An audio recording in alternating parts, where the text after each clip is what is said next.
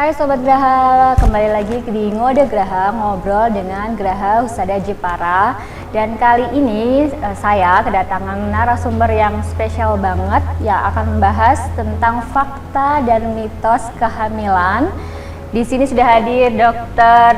Yosi Riantioko, SPOG. Halo dokter. Halo.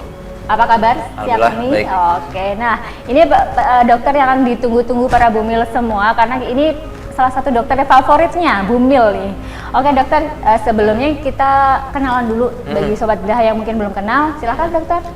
Ya, Assalamualaikum, selamat siang Sobat Graha sekalian. Perkenalkan saya Dr. Yosi Riantioko SPOG, salah satu dokter objin di Rumah Sakit Graha Husada Jepara. Dan pada siang kali ini kita bincang-bincang dalam mode Graha ya, mode Mbak Graha. ya. Mudah-mudahan nanti temanya menarik dan banyak pertanyaan yang masuk sehingga para bunda sekalian atau bumil-bumil sekalian tidak salah persepsi atau salah kaprah mengenai mitos tentang kehamilan. Oke, seru nih pastinya. Kita akan bahas banyak banget tentang fakta ataupun mitos dan kita mulai dari yang pertama nih dok. Katanya, selalu dimulai dengan katanya ya dok ya. Katanya kalau makan nanas pas hamil bisa bikin keguguran, itu benar nggak dok? Nah, jadi gini, memang nanas dan kehamilan itu selalu dikait-kaitkan karena pada awalnya sebenarnya kenapa kok bisa muncul seperti ini? Ya. Karena ada beberapa kasus pada saat kehamilan muda makan nanas terus kemudian keguguran. Jadi sebenarnya keguguran itu faktor utamanya untuk keguguran trimester 1 itu karena kelainan kromosom, Mbak. Jadi bukan karena faktor makanan sebenarnya. Cuman memang ada salah satu enzim di buah nanas itu yang namanya enzim bromelin itu dia mempengaruhi kontraksi rahim pada kehamilan trimester awal. Sehingga bukan berarti tidak boleh, tapi tidak boleh terlalu banyak. Terlalu banyak. Okay. Ada yang mengatakan, beberapa literatur mengatakan bahwa tidak boleh lebih dari 8 buah per hari. Tapi kan tidak mungkin ya kita makan seperti itu ya. Satunya aja kayak udah segede itu ya. Jadi kemudian dibuatlah kesepakatan sebenarnya boleh makan nanas karena nanas itu juga kaya akan vitamin, kaya akan antioksidan. Jadi tidak serta-merta makan nanas sedikit langsung keguguran. Jadi masih diperbolehkan asalkan tidak terlalu banyak. Saya pernah lihat juga ngomong soal enzim tadi ya dok, itu katanya kayak bentuknya jarum-jarum atau gimana kalau di Microsoft itu atau gimana ya dok? Yang itu bikin kayak ya nggak tahu lah. Ya saya pernah lihat seperti itu. Cuman kalau secara mikroskopis memang tidak bisa pastikan namanya bentuk enzimnya kan dia berubah berdasarkan suhu ruangan. Gitu. Cuman yang pasti efeknya itu menimbulkan kontraksi pada kehamilan trimester awal. Itu ya bunda, jadi atau bumil, jadi diperbolehkan makan nanas asal tidak kebanyakan ya dalam porsi yang cukup aja ya dok ya gitu. Oke, kita lanjut tentang mitos lainnya nih dok. Bener gak sih dok kalau ibu hamil harus makan 2 porsi karena ada 2 nyawa di dalamnya nih gitu. Jadi ini juga suatu mitos yang sering terdengar di masyarakat saat ini. Jadi dok, ini kan saya lagi hamil, posisinya ada dedek bayi di dalam nih ya. Betul. Jadi makannya gimana dok? Apakah yang awalnya porsinya mungkin 2 centong nasi, apakah harus naik jadi 4 centong setiap makannya? Jadi sebenarnya tidak ya bunda. Jadi tidak seperti itu mbak. Harusnya makanan itu sudah ada takar kalorinya sendiri. Jadi untuk trimester 1 itu jumlah kalori yang dibutuhkan per hari itu kisaran sekitar 1.400 sampai 1.600 kalori per hari. Terus kemudian trimester 2 itu berkisar antara 1.800 sampai 2.000 kalori per hari. Kemudian trimester 3 karena dia menjelang persalinan akan naik lagi jadi 2.000 sampai 2.200 kalori per harinya. Jadi tidak serta-merta langsung double gitu porsinya. Iya. Jadi ada batasan khusus karena kalau misalnya kita pernah dengar juga bahwa ibu hamil itu tidak boleh kenaikan berat badannya melebihi yang dianjurkan. Kenapa itu dok? Nah, karena kenapa kok tidak boleh terlalu melebihi berat badan yang dianjurkan? Karena efek yang muncul itu akan lebih banyak. Efek atau komplikasi negatif yang muncul. Contohnya nanti akan muncul obesitas pada kehamilan. Terus kemudian bisa muncul juga preeklamsi. Apa itu dok? Preeklamsi itu penyakit darah tinggi dalam kehamilan. Oh, oke. Terus muncul juga nanti namanya diabetes atau kencing manis pada kehamilan. Hmm. Terus kemudian efek-efek yang lain yang bisa muncul nanti bayinya justru malah rendah berat lahirnya. Oh, Berat lahir malah rendah bisa, atau sebaliknya malah dia over. Jadi makrosomi namanya. Jadi kalau misalnya pernah dengar itu karena terlalu over intake kalorinya, itu akhirnya dia seperti itu. Nah, makanya kenapa kenaikan berat badan itu harus sesuai yang dianjurkan. Oke. Ya pernah dengar juga kalau melahirkan dengan bayi yang beratnya lebih dari berapa dok? 4 kilo. 4 kilo itu sangat Itu beresiko sangat ya dok. beresiko baik pada ibunya maupun pada si dedek bayi sendiri. Oke. Nah, kan kalau ibu hamil kan ini ya nafsu makannya juga besar ya dok ya. Nah itu buat mensiasati supaya porsinya nih kalau nasi atau karbonnya nggak 2 kali lipat itu lebih banyak kan ngemil di apa nih dok? Nah, jadi yang dianjurkan sebaiknya konsumsi yang balance itu asupan serat, jangan lupa. Serat ya. Asupan serat. Jadi boleh sebenarnya makan minum manis-manis boleh, cuman yang disarankan tetap seratnya masuk. Serat. Karena kalau misalnya ngemil manisnya berlebihan atau over, pasti nanti juga akan melebihi jumlah kalori yang disarankan akhirnya. Betul.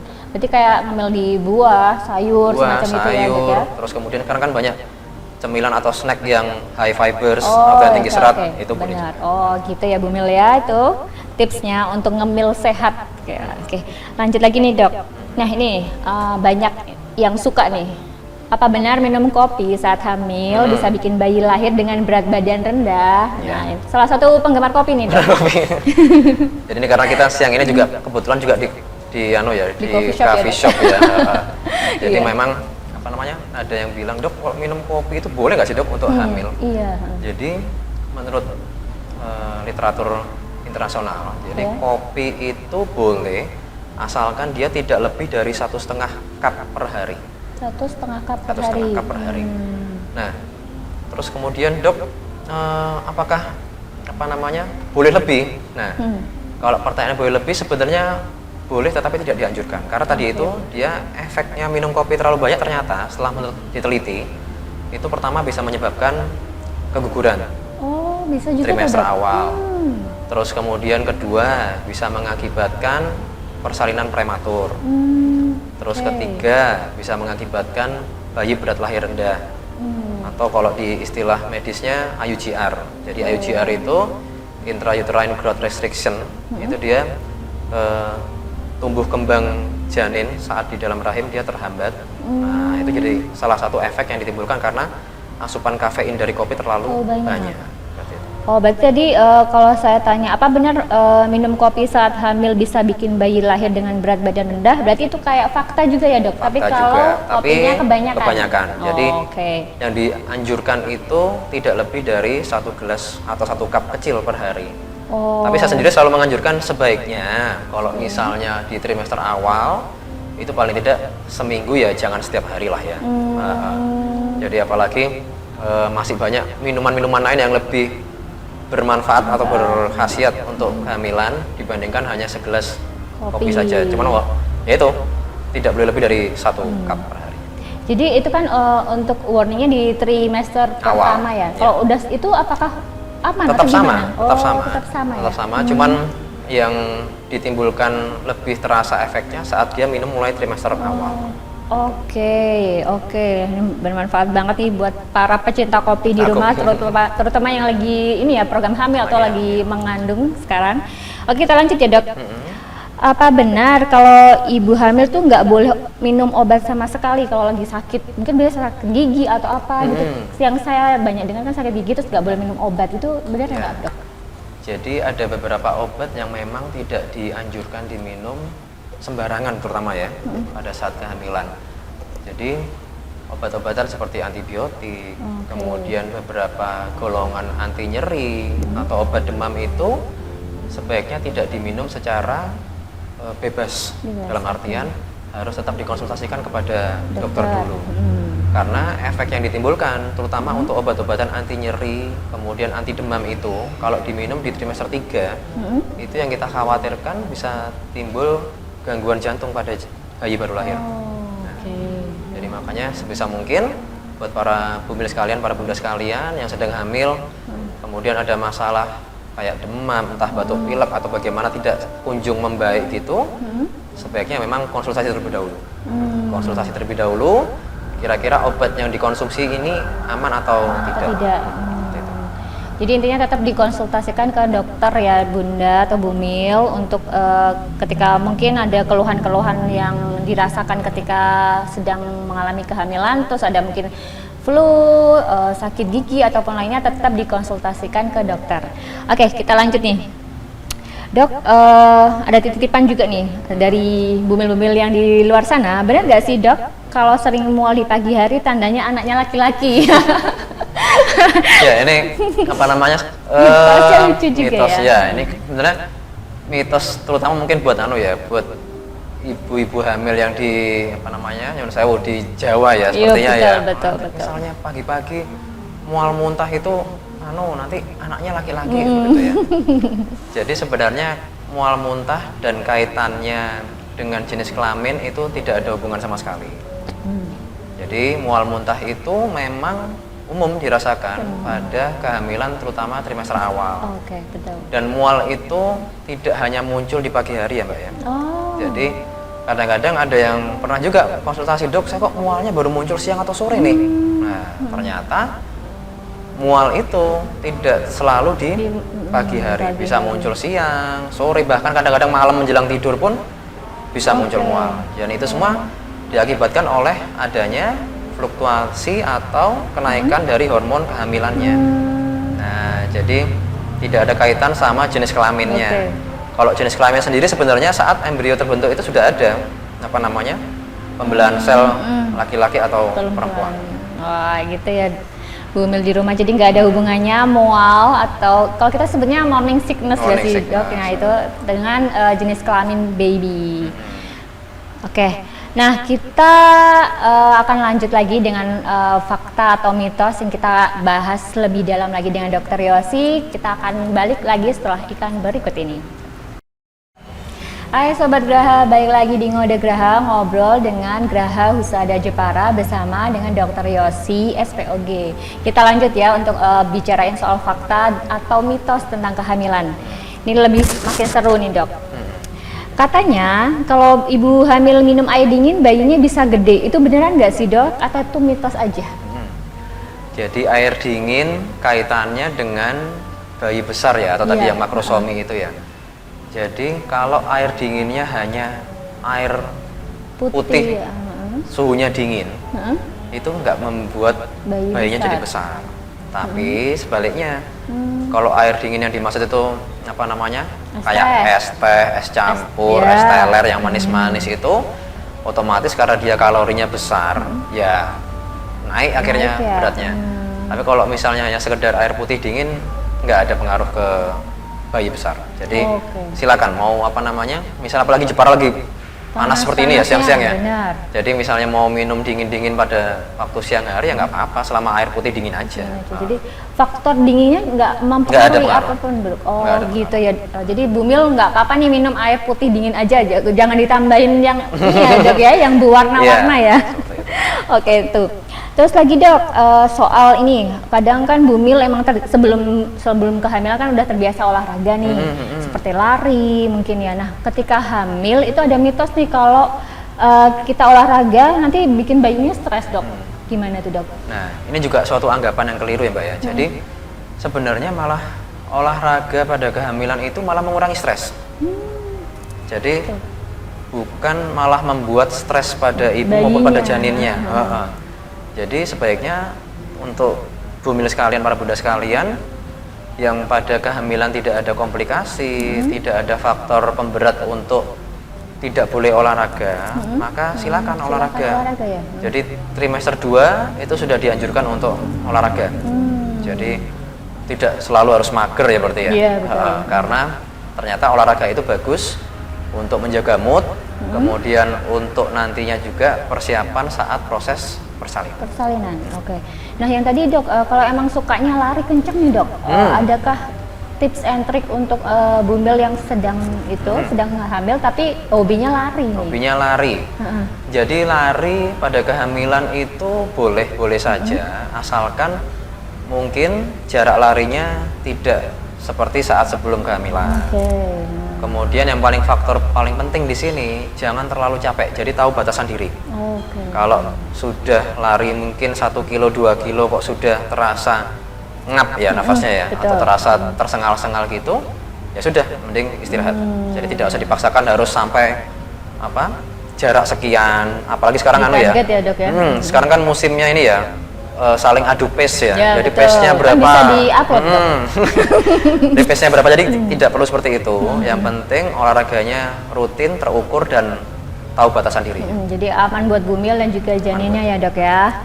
Oke, itu ya bumil yang para runners ya, bisa dicontak nih tips dan triksnya dari Dokter Yosi. Lanjut nih, Dok.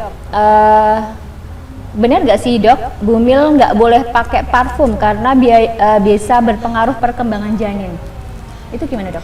Ya, jadi gini, memang parfum itu ada beberapa kandungan zat kimia yang tidak baik selama kehamilan. Nah, parfum itu sebaiknya memang pakai yang kandungannya dia dari zat alami sebenarnya, atau bahkan disarankan untuk trimester awal itu tidak pakai yang terlalu dalam tanda kutip menyengat ya. Menyengat, kayak yang soft tidak gitu terlalu ya. menyengat. Kemudian sebisa mungkin cari bahan atau kandungan dalam parfum itu yang bukan banyak chemicalnya, jadi lebih banyak ke alaminya seperti itu. Dan ada beberapa literatur yang mengatakan bahwa yang harus dihindari kalau dia banyak mengandung amonia, terus kemudian seperti bahan hidrokarbon itu juga jangan terlalu sering digunakan. Berarti ini ya, kalau amonia juga ketika hamil nggak boleh juga ngecat rambut ya, Dok? Karena ada bahan amonianya nggak sih, Dok? Nah, jadi ngecat rambut itu sama seperti tadi, jadi harus pilih bahan yang sekiranya safe, yang tidak ada amoniaknya. Bukan berarti nggak boleh ngecat sama sekali loh ya. Dan memang dianjurkan untuk perawatan kayak rambut, terus parfum itu lebih amannya di trimester 2 ke atas. Ya. Itu ya bumil ya, masih boleh ngecat rambut, pakai parfum, tapi yang jelas harus tahu kandungannya yang benar-benar alami dan juga aman buat janin. Oke nih, kita lanjut ke bumil yang doyan makan sushi nih, Dok. Benar nggak sih, Dok, kalau ibu hamil harus hindari makan daging merah atau sushi? Atau itu fakta atau mitos sih, Dok? Gitu. Jadi mungkin bukan sushinya ya, Mbak ya, tapi sashimi ya. Oh iya, benar, yang mentah ya, Dok ya? Ya, sashimi yang lebih mentah gitu, itu sebaiknya memang tidak dikonsumsi oleh ibu hamil, terutama di kehamilan sebelum trimester 2. Karena yang dikhawatirkan dari sashimi itu dia ada beberapa parasit yang ikut termakan karena dia tidak diolah, tidak direbus atau dikukus dengan matang. Jadi itu agak-agak berbahaya untuk kehamilan trimester awal. Jadi sebaiknya memang kalau yang penggemar sushi sashimi harus pilih yang kira-kira dimasak matang dulu, jangan yang mentahan. Berarti menghindari yang sashimi tadi ya, mending kita makan sushinya yang mentah, yang matang. Yang matang aja. Jadi kalau yang mentah dihindari dulu selama kehamilannya, bumil. Oke, lanjut nih, Dok. Kalau banyak, masih ini ya, berhubungan dengan sushi tadi karena mengenai makan ikan. Nah, itu nanti anaknya jadi cerdas, benar gak, Dok? Nah, jadi makan ikan itu memang baik. Jadi kandungan protein, kemudian asam amino, kemudian asam lemak dan omega itu sangat banyak di produk ikan. Sehingga pada kehamilan justru jangan menjauhi ikan. Selama dia tidak ada alergi terhadap bahan ikan, makan ikan, nggak apa-apa. Asalkan diolah dengan bersih dan matang. Jadi monggo makan ikan. Karena sekarang kan ini ya, banyak anggapan makan ikan itu identik dengan, mohon maaf, kaum marginal seperti itu, sehingga kaum perkotaan atau yang elit-elit sepertinya kok agak-agak menghindari ikan. Padahal ikan itu justru malah baik untuk kehamilan, karena dia kaya akan zat gizi yang dapat menunjang kehamilannya. Terus efeknya nanti itu dia dapat mengurangi resiko ke arah stuntingnya itu. Oh gitu. Terus ada jenis ikan tertentu yang mungkin disarankan untuk bumil nggak dok? Kalau disarankan semua jenis ikan kecuali ikan laut dalam. Oh. Jadi ikan laut dalam itu contohnya yang pertama ikan tuna, Oh tuna. ikan makarel, terus kemudian apa namanya mungkin agak jarang dikonsumsi di Indonesia kayak ikan hiu. Itu juga kenapa, dok? barakuda itu dia mengandung banyak mengandung banyak logam berat. Oh. Mengandung banyak logam berat sehingga tidak disarankan dikonsumsi berlebihan saat kehamilan. Maka sebaiknya dihindari aja lebih aman. Oh, Tapi kalau selain itu kayak ikan-ikan mungkin bandeng, kemudian ikan kembung, ikan-ikan yang lain seperti laut dangkal gitu, monggo nggak apa-apa, makan aja. Oke, dihindari tadi ya dok ya yang ikan Iya, laut dalam ikan aja laut ya. dalam. Oke, kita lanjut nih tentang posisi tidur nih dok. Benar nggak kalau posisi tidur yang salah bikin bayi tertekan dan beresiko lahir cacat? Ya, jadi ini kadang-kadang ya juga gitu ya, banyak yang datang kontrol periksa gitu pada trimester 1 itu sudah tidur miring kiri, Mbak. Saya tanya loh, Bu, kenapa kok tidur miring kiri? Ternyata karena anjuran atau kabar-kabar yang dalam tanda kutip sebenarnya hoax itu ya. Jadi tidur harus miring kiri. Padahal sebenarnya pada saat kehamilan trimester 1 dan trimester 2 itu mau tidur posisi apa aja boleh. Boleh. Bahkan trimester 1 sama trimester 2 awal kalau misalnya mau tidur tengkurap pun itu nggak apa-apa, Mbak. Masih diperbolehkan. Kan masih belum besar Ya, perutnya. Jadi nggak apa-apa. Kemudian tidur miring itu dianjurkan saat kehamilannya trimester 3. Oke. Jadi baru disarankan miring untuk memperlancar aliran darah dari ibu ke janin. Janin. Oh, jadi untuk ini ya dok ya. Jadi untuk ibu hamil yang sedang ini di trimester awal ya dok ya. Awal. Jadi bebas mau Bebas. tidur dengan posisi Dan tidak ada kaitan sama apa tadi? cacat pada janin ya. ya. Ya benar. Nggak ada kaitannya dengan cacat dengan janin ya dok. Dokter dan juga ibu hamil yang di rumah. Lanjut lagi nih dengan mitos-mitos lainnya. Benar nggak kalau ibu hamil harus makan telur setengah matang nih dok, biar bayinya kuat? Nah, telur setengah matang itu tidak dianjurkan, Mbak. Oh malah nggak dianjurkan Tidak ya dok? dianjurkan. Kenapa? Karena ternyata telur itu ada potensi tercemar oleh bakteri salmonella. Salmonella, oke. Sehingga kalau dimakan setengah matang pada saat kehamilan, resiko infeksinya ke ibu besar. Lebih besar ya dok? Oh. Jadi selalu harus dimasak dengan matang Matang. dulu sebelum dikonsumsi. Oh gitu ya. Jadi buat para bumil sekalian, misalnya memang ada budaya atau anjuran seperti itu, saya rasa mungkin sebaiknya dihindari ya. Dalam artian lebih safe-nya ya yang matang-matang. Yang matang aja ya kayak tadi ya. Kalau jangan milih sashimi, pokoknya yang mentah-mentah dihindari dulu Hindari. bumil. Lanjut lagi nih. Ini bumil yang suka traveling, Katanya kalau ibu hamil nggak boleh naik pesawat karena ganggu perkembangan janin, itu benar nggak dok? Jadi tidak ada kaitan antara naik pesawat dengan perkembangan janin dalam Iya. rahim. Yang disarankan itu buat para bumil yang hobinya traveling ya, Betul. traveling antar pulau atau iya. mungkin antar negara gitu, Atau sebisa sibuk mungkin berkarir dok. Nah, harus flight apa namanya dalam jangka waktu yang sering gitu. Iya. Memang tidak ada larangan selama kondisinya optimal. Terus kemudian dianjurkan tidak naik pesawat sampai nanti usianya 36 minggu. Nah, jadi apa namanya misalnya masih di bawah 36 minggu masih boleh. Masih boleh? Gitu. Jadi selama optimal, tidak ada keluhan yang terlalu memberat, nggak apa-apa naik pesawat aja. Oh berarti 36 minggu. Setahu saya, yang saya dengar malah sebelum 36 minggu ya nggak boleh. Benar nggak sih dok? Enggak, malah sebelum 36 malah boleh. Oh gitu ya, kebalik ya dok ya Kembali. berarti? Jadi kalau 36 ke atas tidak disarankan naik pesawat karena itu sudah masuk masa cukup bulan. Nah, masa cukup bulan ini yang dikhawatirkan kalau naik pesawat nanti apabila ada rangsang kontraksi rahim, nah itu nanti repot. Bakal persalinan mau nggak mau ya pesawat. Seperti Iya. beberapa kejadian waktu lalu kan sempat ada ya. Oh, ada dok. Persaingan di pesawat, akhirnya yang menolong pramugari dan apa namanya beberapa, untungnya ada penumpang yang apa namanya dari basic medis, Oke, jadi bisa. ha. Tapi kan itu tidak proper ya, tidak Betul, dianjurkan iya. saudara, karena penuh dengan resiko, penuh dengan bahaya untuk ibu maupun untuk janin. Iya, yang saya dengar malah kebalikannya dok. Jadi kalau masih usia muda tidak Kan dianjurkan. harus yang di atas gitu Iya, ya. betul. Karena nanti kalau udah di atas tuh kayak udah kuat gitu loh Iya, dok. Sepengetahuan saya gitu, ternyata salah ya dok ya. Nah, ini informasi yang bermanfaat banget ya Bu Mil. Lanjut lagi nih dok, tentang makanan pedas. Katanya kalau ibu hamil harus menjadi makanan pedas biar nggak kena mah dok.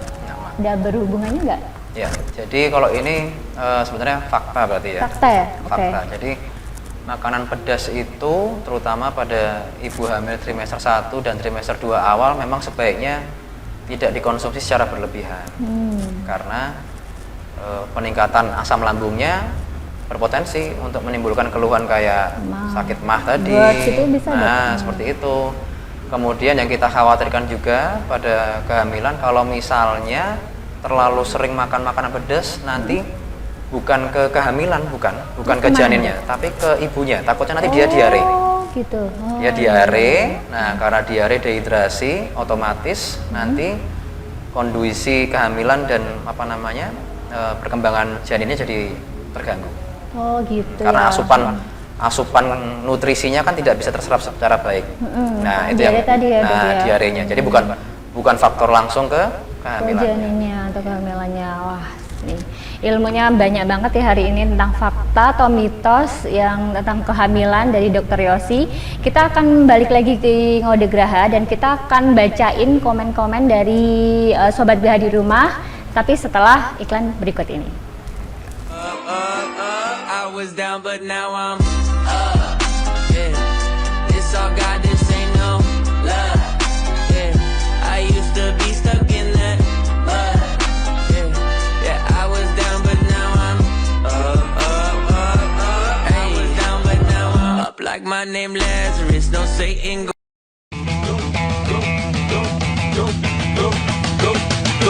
Go, shorty. It's your Hai Sobat Graha, balik lagi di Ngode Graha, ngobrol dengan Graha Husada Jepara bersama dengan Dokter Yosi. Nah, segmen kali ini kita akan bacain pertanyaan-pertanyaan dari Sobat Graha yang udah ngikutin kita live nih dok. Oke, yang pertama nih dari Anissa Nurwe. Dok, ada nggak korelasi golongan darah ibu sama hiperbilirubin neonatal? Ya. Oke. Jadi ini pertanyaan yang bagus sekali. Jadi memang ini mungkin lebih tepatnya yang menjawab sebenarnya dokter spesialis anak ya Mbak ya. Oh gitu. Cuman nggak apa-apa, saya bantu jawab. Oke. Jadi ada korelasinya antara golongan darah ibu dengan kondisi ikterik ya, atau kuning pada apa namanya bayi. Jadi dikatakan pada beberapa golongan tertentu itu nanti bayi baru lahir itu akan lebih berpotensi mengalami ikterik atau hiperbilirubinemia namanya. Jadi peningkatan bilirubin dalam darah. Jadi itu fakta itu ya. Fakta ya dok Itu ya. fakta. Dan memang sudah ada penelitiannya. Jadi apa namanya? Pada beberapa ibu yang memang golongan darah tertentu itu nanti jangan kaget misalnya pada saat melahirkan, kemudian pada kurang lebih sekitar 1 minggu pasca persalinan dedek bayinya jadi kadang-kadang kuningnya kok nggak hilang-hilang. Nah, seperti itu. Dan kadang-kadang ada yang memang sampai perlu di fototerapi. Nah, untuk seperti itu nanti mungkin ada baiknya saat pasca persalinan Ya. itu ditanyakan ke dokter anak. Dokter anak ya. Oke itu ya Anissa Norway. Lanjut lagi nih dok, ada pertanyaan dari Bapak Adi. Benar nggak kalau bulu kucing bisa menimbulkan keguguran? Nah itu banyak sih dok yang cat lover yang disarankan untuk menyingkirkan kucingnya demi kehamilan yang sehat gitu. Jadi kaitan Bulu kucing. Oke. bisa kayak kena bulu kucing juga kayak ini ya.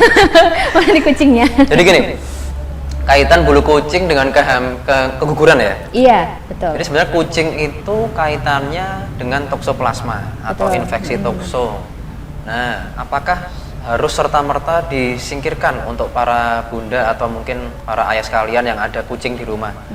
Sebenarnya jawabannya tidak selalu, asalkan bisa menjaga kebersihan si kucing, kemudian kebersihan diri dan menjaga makanan agar tidak terhinggapi oleh kotoran dari kucing itu. tadi ya. Nah, efeknya untuk keguguran bisa terjadi kalau ada infeksi toksoplasma ke ibu hamil tersebut. Nah, tapi seperti yang tak sampaikan di awal tadi, bahwa sebenarnya penyebab keguguran itu hampir 60% itu diakibatkan oleh gangguan kromosomnya. Jadi faktor infeksi itu hanya sekitar 5-10% aja. Nah, jadi buat para bumil sekalian yang ada peliharaan kucing di rumah tidak perlu risau, tidak perlu terlalu takut selama bisa menjaga kebersihan si kucing kemudian, ya. kemudian makanan juga dijaga juga. Mungkin menghindari untuk buang kotorannya si kucing ya, mungkin dihindari dulu ya kemudian untuk selama jangan ini. lupa kalau ada kucing di rumah, makanan selalu dalam kondisi tertutup sehingga tidak ada potensi dihinggapi oleh lalat. Oke, siap dok. Nah, ada pertanyaan lagi nih dok. Ini kalau bumil nggak boleh naik motor karena bisa bahaya buat janin, itu benar nggak dok? Bumil tidak boleh naik motor. Mungkin maksudnya gini ya, kadang-kadang beberapa pasien atau beberapa bumil juga nanya, dok saya ini sering bepergian naik motor jarak agak jauh, terus jalannya berguncang-guncang gitu ya. Jalan Jepara ya dok ya? Jalan Yang Jepara. agak sana tuh dok itu kayak di gunung ya? Jadi apa namanya, itu gimana dok? Apa namanya, apakah bisa karena guncangan itu maka bikin si janin atau apa namanya dedeknya ini di dalam jadi kenapa-kenapa? Nah itu sebenarnya tidak tepat ya bumil sekalian atau para bunda sekalian. Jadi karena rahim ini sudah menyediakan perlindungan yang cukup efektif terhadap faktor guncangan. Apalagi dia ada namanya cairan ketuban di situ. Nah cairan ketuban ini fungsinya sebagai peredam tadi itu. Jadi kalau misalnya para bumil sekalian mau bepergian naik motor itu tidak perlu terlalu apa namanya kepikiran. Jadi tidak ada hubungan antara bepergian naik motor dengan kondisi janin yang kenapa-kenapa gitu enggak. Ya asal jangan kencang-kencang juga ya dok ya. Jadi asalkan jangan trek-trekan secepat Valentino Rossi gitu ya. Jadi nggak apa, monggo. Misalnya mau naik motor boleh. Iya.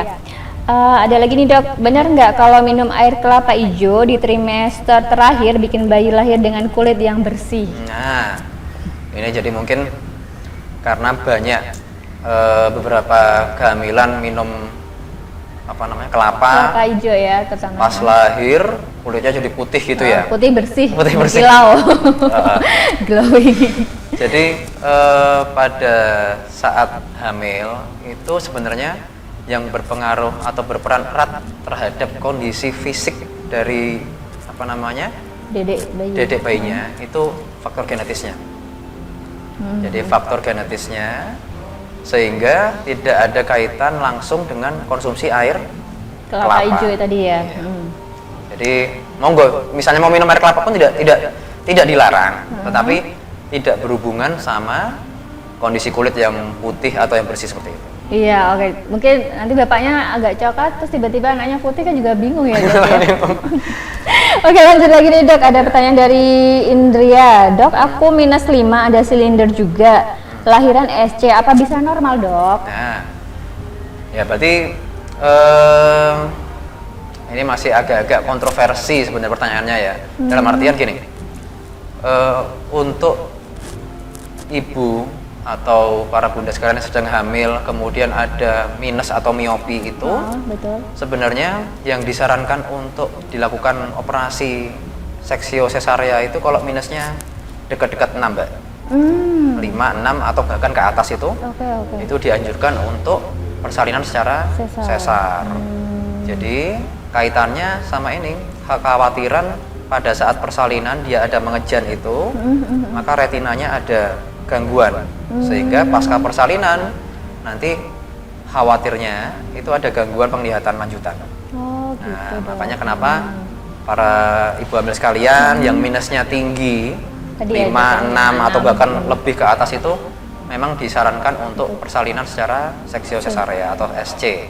Kemudian kalau ditanya apakah bisa lahir normal dok setelah sesar yang sebelumnya, kalau indikasi seperti itu kan namanya indikasi mutlak ya. Jadi disarankan yang berikutnya itu tetap harus sesar. Oke. Nah, kalau silinder tidak dihitung ya Bu Mil, jadi Yang minus ya, Dok, minusnya ya? yang dihitung. Oh, berarti saya masih aman, Dok. Untuk melahirkan normal. Oke, lanjut lagi nih, Dok. Pertanyaan dari Mbak Puput. Dok, usia 37 minggu sudah mulai nyeri pinggang sampai ekor sebelah kiri. Apakah tetap harus miring ke kiri terus? Karena kadang lebih cepat bisa tidur kalau miring kanan, Dok. Mohon sarannya. Nah, jadi ini sekalian meluruskan juga. Itu sebenarnya suatu anggapan yang kurang tepat. Kalau ibu hamil dekat-dekat persalinan miring kiri Iya. terus. Nah, jadi yang dianjurkan oleh literatur itu tidurnya hanya dibilang miring, Miring, oke. tidak spesifik harus miring ke Kiri atau kanan gitu. Jadi kalau misalnya para bumil sekalian misalnya dengan miring kiri kok merasa pinggang kiri atau Sakit. mungkin pantat sebelah kirinya nyeri, nggak nyaman gitu, monggo silakan miring kanan, tidak apa-apa. Jadi cari posisi senyaman mungkin sehingga istirahatnya optimal. Betul. Nanti persiapan persalinan juga bakal lebih optimal juga. Nah, itu ya Bu Mil ya. Lanjut lagi nih, Dok. Ada pertanyaan lagi dari Anissa. Dok, kalau USG veto itu wajib nggak ya? Atau kalau ada indikasi tertentu aja? Nah, USG veto maternal. Jadi USG veto maternal itu adalah USG yang dilakukan oleh dokter obgyn konsultan veto maternal, Mbak. Jadi kadang-kadang seling agak-agak mispersepsi di sini. Jadi tidak semua SPOG itu berhak untuk melakukan USG veto maternal. Jadi USG veto maternal itu yang melakukan konsultan veto maternal. Dan kapan dilakukan? Nah, dilakukan jika pada kehamilan sebelumnya, ini untuk kehamilan yang kedua dan seterusnya. Misalnya kehamilan sebelumnya ada gangguan atau cacat bawaan pada bayi.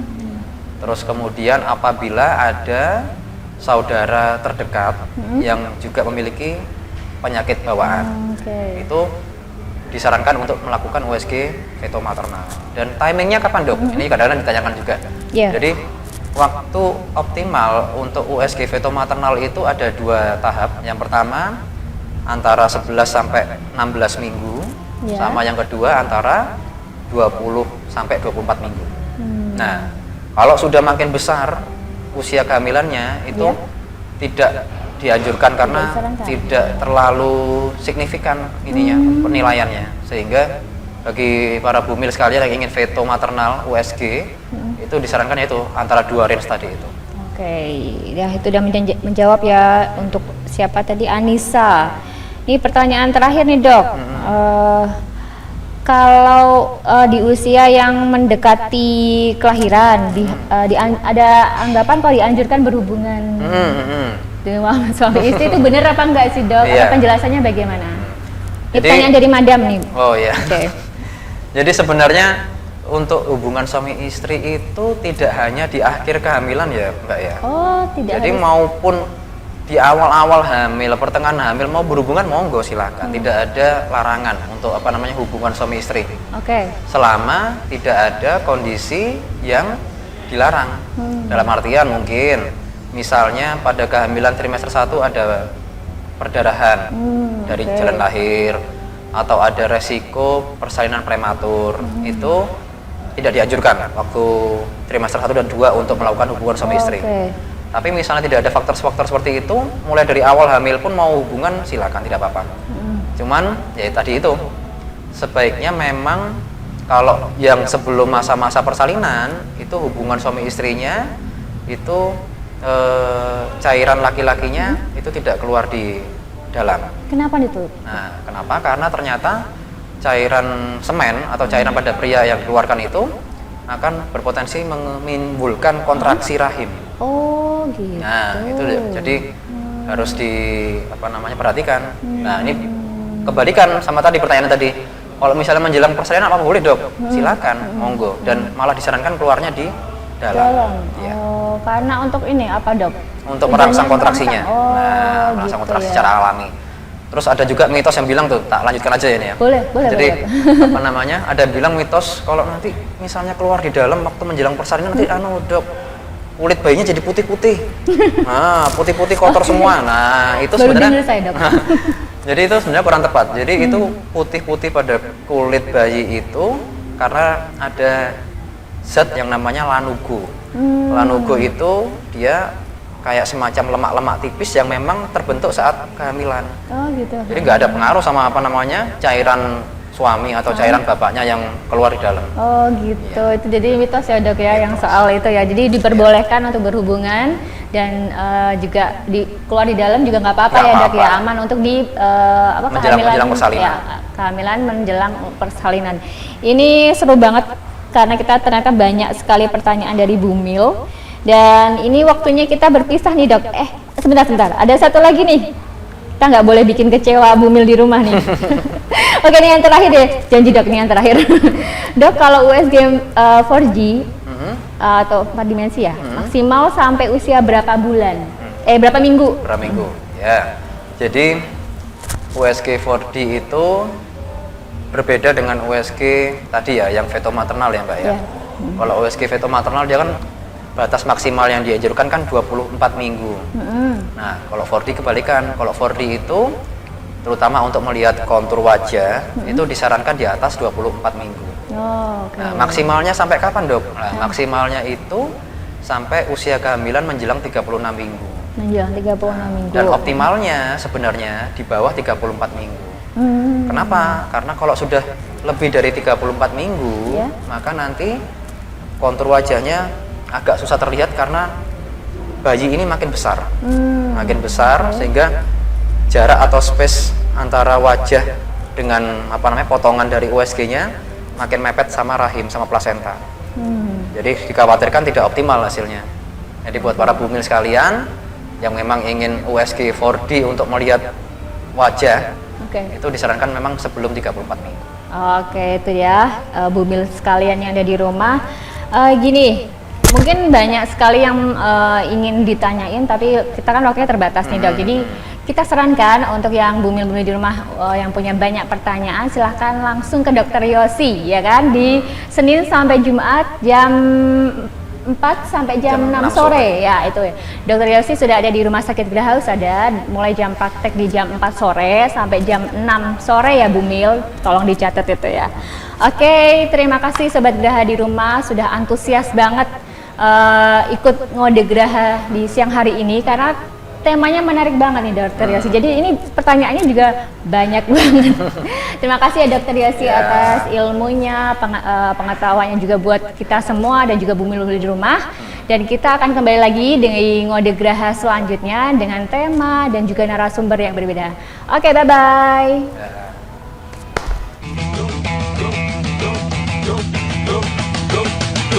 Go, shorty. It's your I was down, but now I'm up. Yeah, it's all God, this ain't no love. Yeah, I used to be stuck in that mud. Yeah, I was down, but now I'm up. I was down, but now I'm up like my name Lazarus. No Satan.